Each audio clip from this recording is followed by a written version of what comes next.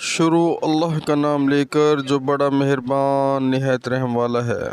السلام علیکم ورحمۃ اللہ وبرکاتہ۔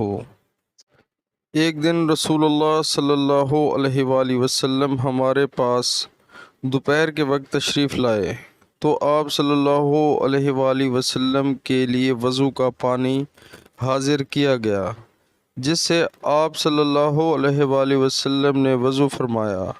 لوگ آپ صلی اللہ علیہ وآلہ وسلم کے وضو کا بچا ہوا پانی لے کر اسے اپنے بدن پر پھیرنے لگے۔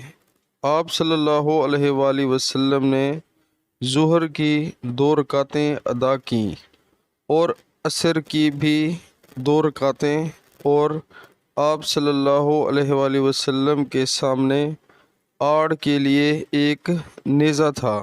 پیارے مسلمانوں، اللہ تعالی ہمیں حدیث پاک سن کر اس پر عمل کرنے کی توفیق عطا فرمائے، آمین۔